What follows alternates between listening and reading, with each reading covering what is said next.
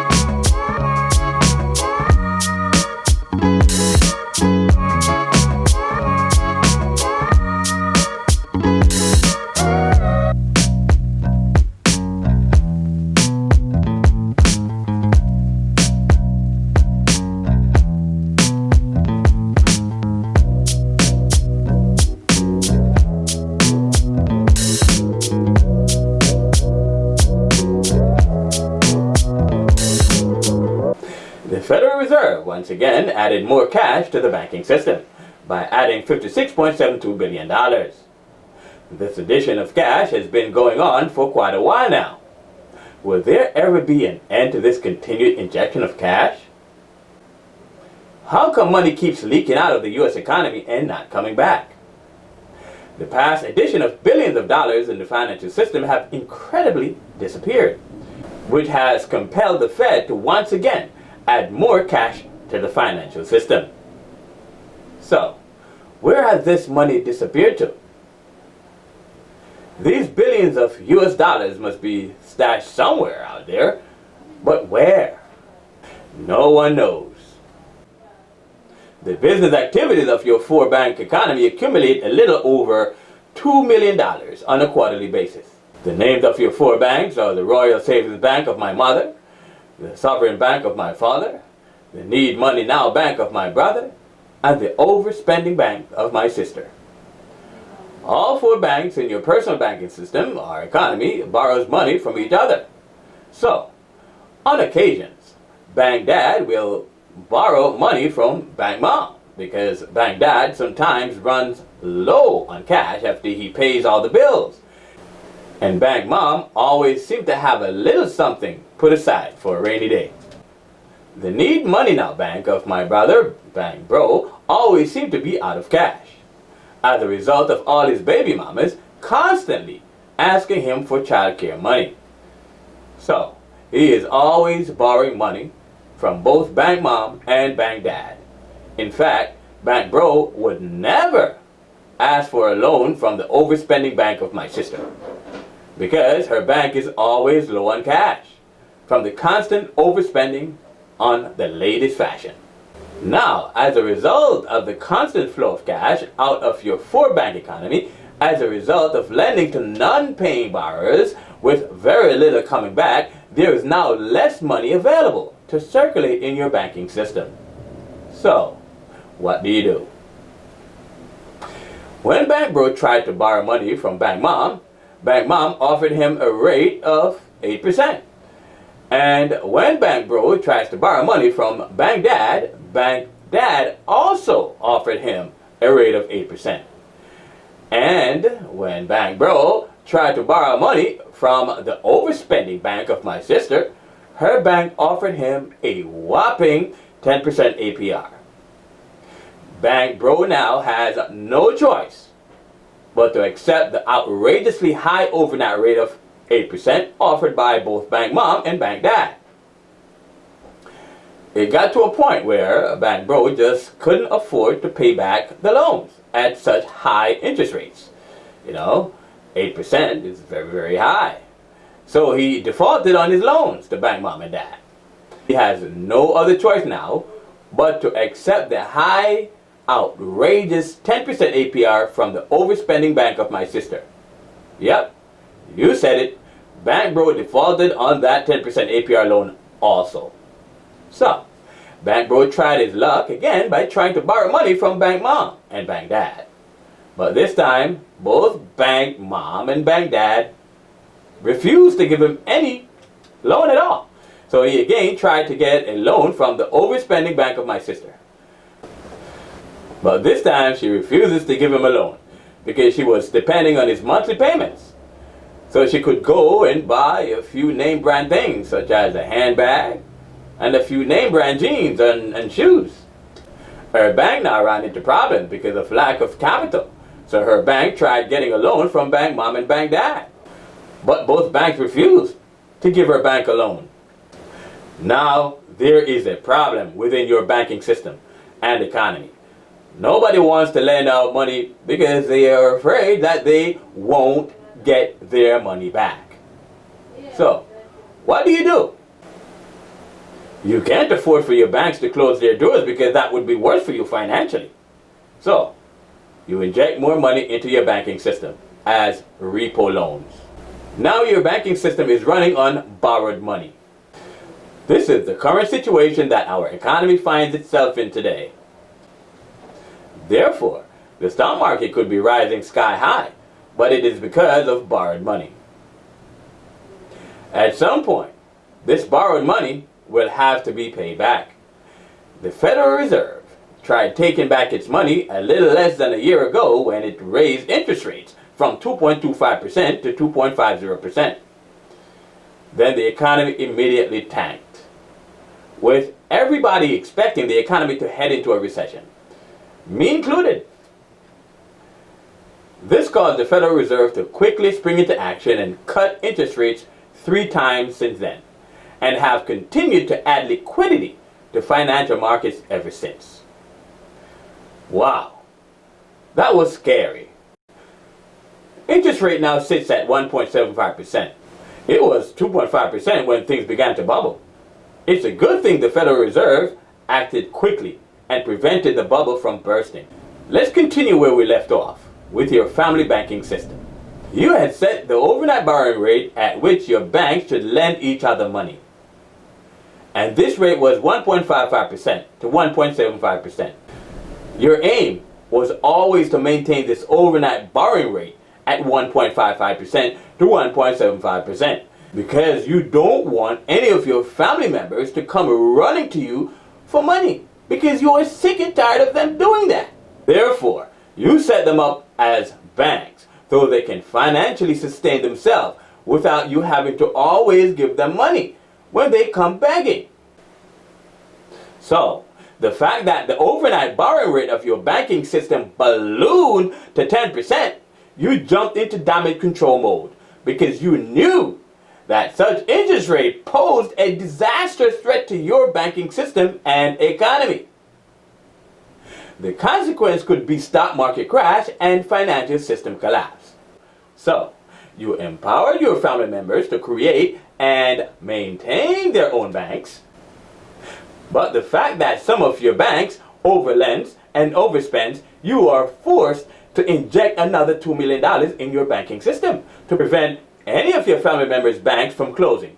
Because if this happens, it would be detrimental to you financially. Because all the financial burdens that the closing banks would have normally handled would now be on your shoulders. How devastating a feeling would that be for you? Very devastating. And in economic terms, with you being the Federal Reserve, this is exactly what the Federal Reserve is trying to avoid. This is why the Federal Reserve has consistently pumped cash into the financial system to ward off bank closings and outright financial system collapse. Yes, sir, and madam. Take this to the bank, because the thought of economic collapse is very scary, both metaphorically and literally. Did you remember when the government had to bail out General Motors and AIG, the insurance giant that almost went bankrupt? Remember that? Yes. This is what our Federal Reserve is trying to avoid. In fact, with all its drawbacks, fiat currency still remains the only tool available to tackle the problem of liquidity replenishment and maintenance. The Federal Reserve must always be given the authority to magically pull money out of thin air to sustain the financial system when there is a shortage of money. Some people have said that Bitcoin as standard central bank currency could solve our fiat currency inflation problem, but I disagree totally. Don't get me wrong, I love my Bitcoin and my cryptocurrency, but we got to keep everything into its proper context. Granted, apples and oranges are both fruits, but they are completely different in visual appearance and taste. One cannot replace the other merely because they are both fruits and have sweet taste. What I'm getting at is that not because Bitcoin and other cryptocurrencies have an amazing purpose and use to modern society, they should be expected to replace fiat currency. And blockchain, there is only 21 million Bitcoins and were permitted to be available for spending, according to the Bitcoin algorithm. So, how can one expect Bitcoin to replace fiat currency? So that central banks such as the Federal Reserve can use it to maintain an economy as large as the US economy. Don't let people tell you nonsense that Bitcoin will replace fiat currency. It won't. And it cannot. As much as I would have liked it to be able to, but I too realize that cryptocurrencies such as Bitcoin won't be able to replace fiat currency outright. Simply because of the liquidity issue. I just want my followers to be properly informed of this fact so they won't be misled. Reason number 1. There are only 21 million Bitcoins created, which means there is a cap on the amount of Bitcoin that will ever be available in circulation. So this causes Bitcoin to be deflationary in nature as opposed to fiat currency that is inflationary. The deflationary nature of Bitcoin means that its value will always appreciate over time, more so when less quantity is available in circulation at a given time as opposed to fiat currency that is inflationary and will depreciate over time. More so when greater quantity is available in circulation at a given time, such as during times of low interest rates and economic growth and expansion. People would want to hold on to their Bitcoins during a financial crisis, wouldn't you? People would want to hold on to their Bitcoins during a financial crisis, thereby further reducing the amount of Bitcoin in circulation and appreciating its value even more. This situation would not bode well for an economy. Something similar to this scenario was the underlying factor that fueled the Depression of 1929 to 1933. This is why the Federal Reserve will always remove some of the money in circulation by selling treasuries and mortgage securities to eligible banks in the banking system via the repo market. Simply. And when the circulation of fiat currency is low in the financial system, the Federal Reserve does the opposite by buying treasuries and mortgage securities from eligible banks to inject cash into the financial system, into the form of repurchase agreements or repo loans. That's it. Reason number 2. Bitcoin is very expensive to transact. The transaction cost of buying and selling Bitcoin goes up as the value of Bitcoin goes up. So, it would cost central banks too much money in the form of transaction costs simply to use Bitcoin as a way of adding liquidity to financial markets. A deflationary cryptocurrency central bank financial system would not work either because we as consumers consume too much, meaning that we spend way more than we make. This is called over-leveraging or overspending by using borrowed money, which could even lead to personal bankruptcy.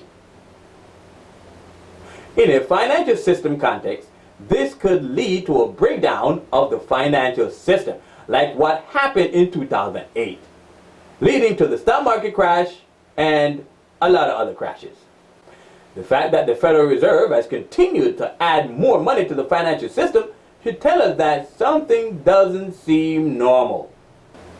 So despite the stock market hitting record highs, an underlying problem still exists.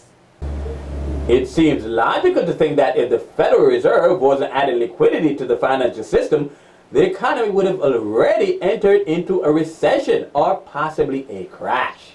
Therefore, the Fed continued addition of cash to the financial system is literally holding up the financial system.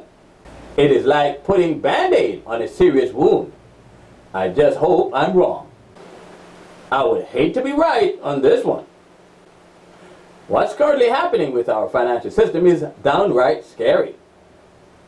Almost a year ago, before interest rates went up to 2.5%, it was perceived by the Fed that the economy was expanding too fast. So they raised interest rates from 2.25% to 2.50%. But as soon as they did that, the economy began to slow down dramatically, which caused the Fed to quickly jump into action. and began cutting interest rate again to where it is now. This scenario simply screams out economic fragility to the third degree. Our economy seemed very fragile indeed. So all this money that is being loaned to the financial system by the Fed via the repo market may not be paid back, further pushing our country more into a financial deficit. The financial system could be in bad shape and being masked by repo loans. Banks are afraid to lend each other money because they are afraid that they may not get their money back. So the Fed is buying treasury and mortgage securities from these banks to force them to lend money to other banks and to consumers. The Fed could therefore be buying up treasury securities in the form of treasury bills, causing them to increase in prices, which could cause a decrease in yield rates of these bills. A treasury yield rate of 0 forces banks to lend money to other banks and to the public. The price of a bond is inversely proportional to its yield rate. For example, when the price of a bond increases as a result of scarcity, the rate of its yield decreases. So there is no incentive for banks to issue these bonds that returns 0 yields. This situation could be one of the reasons why the Federal Reserve continues to pump money into the financial system through the repo market. Wealthy investors have begun to convert large portions of their portfolio allocation to cash. They feel by converting to cash they will be able to avoid selling their assets when the economy tanks. Therefore, super wealthy market participants expect an economic downturn at any moment. This could be one of the reasons why the financial system continues to suffer from low liquidity, causing the Federal Reserve to constantly add cash to the financial system. Now, let's get into some microeconomics. First on the menu is the pending home sale report. The pending home sale report came in as expected, meeting expectation at 1.2%, missing last month's reading of negative 1.3%. The fact that the current reading matched expectation tells us that the housing market performed normally at that time of year. The National Association of Realtors, NAR, pending home sales report measures changes in the total number of homes under contract to be sold but still awaiting closing transactions, excluding new construction. A higher than expected reading should be perceived as positive for the U.S. economy and bullish for the U.S. dollar, while a lower than expected reading should be perceived as negative for the economy and bearish for the U.S. dollar. The NAR released the pending home sales report for November on Monday, December 30th, 2019 at 10 a.m. New York time. Consumer confidence came in a little less than previous readings, coming in at 126.5, missing market expectations of 128.2 and the previous reading of 126.8. These readings simply show that consumers remain cautious about the economy, and their confidence levels show that. They haven't totally lost confidence in the economy, but they don't feel too great either. This consumer perception could be coming from the U.S. China trade negotiations. So consumer optimism is on the lower end of the scale, while not outright pessimistic. In other words, consumers are not overly optimistic or overly pessimistic about the economy. They are somewhat in the middle. The Conference Board, CB, Consumer Confidence Report measures the level of consumer confidence in the economy. The report serves as a leading indicator as it can predict consumer spending activities, which plays a large role in overall economic activity. Higher readings suggest higher consumer optimism, while lower readings suggest higher consumer pessimism. A higher than expected reading should be perceived as positive for the U.S. economy and bullish for the U.S. dollar, while a lower than expected reading should be perceived as negative for the U.S. economy and bearish for the U.S. dollar. The Conference Board released the Consumer Confidence Report for December on Tuesday, December 31st, 2019 at 10 a.m. New York time. On Friday, January 3rd, 2020 at 10 a.m. New York time, the ISM manufacturing PMI for December missed market expectation of 49.0 with a reading of 47.2, coming in less than the previous month's reading of 48.1. A reading less than 50 indicates a reduction in manufacturing activities, while a reading greater than 50 indicates an increase in manufacturing activities. The Institute of Supply Management, ISM, is an economic research entity used by the government to measure the level of manufacturing activity taking place in the economy. The ISM sends out surveys to purchasing managers of companies to assess inventory levels of manufactured products. The ISM creates the Manufacturing Purchasing Managers Index, PMI, in this fashion. If inventory levels are low and production levels are high, then manufacturing activities are healthy and positive, which is good for the economy and bullish for the US dollar. On the other hand, if inventory levels are high and production levels are low, manufacturing activity is low, which is negative for the economy and bearish for the US dollar.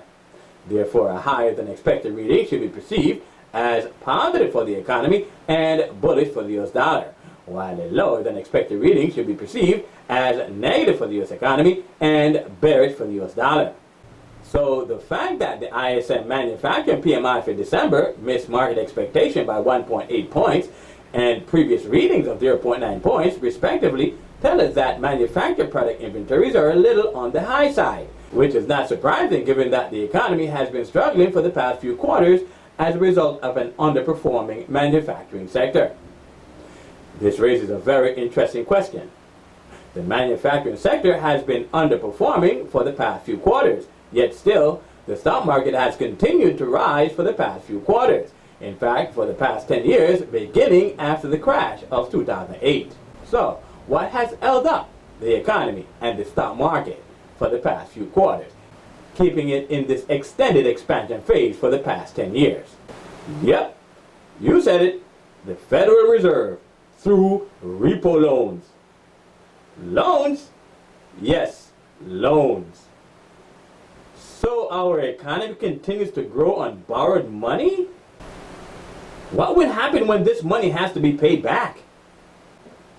Now we can see why big money investors began converting some of their portfolio holdings into cash in the anticipation of an economic downturn and all-out stock market crash of epic proportion. Are you a successful forex trader or a successful stock trader and want to gain even more success as a trader?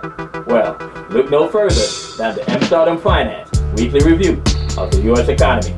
The weekly review comes in a video format and an article format. The video format, hosted by Glenford Robinson, can be seen on the Amsterdam Finance YouTube channel, and the article format can be seen on the Amsterdam Finance website at amsterdam.com. For in-depth fundamental analysis of how to create a forex and a stock trading strategy using the data presented in our videos and articles, please contact 631-747-7237. Disclosure: the Amsterdam Finance trading team currently trades the Euro-USD currency pair, utilizing long, short, and hedging strategies. Disclaimer: information in this video and in our articles published on Amsterdam.com may contain forward-looking statements, which could involve high risk and uncertainties. Markets and instruments profiled in our videos and in our published articles are for informational purposes only, and should never be taken as professional investment advice or recommendations to buy or sell in these assets. You should do your own in-depth research before making any investment decisions. Amsterdam Finance does not guarantee that the information presented in our videos and articles is free from mistakes, errors, or material misstatements. It also does not guarantee that this information is timely in nature. Investing in open markets involves a high degree of risk, including the loss of all or a portion of your investment, as well as emotional distress. All risk, losses, and costs associated with investing, including total loss of principal, are your sole responsibility. I am Glenford Robinson. I will be back next week with another edition of Weekly Review of the U.S. Economy.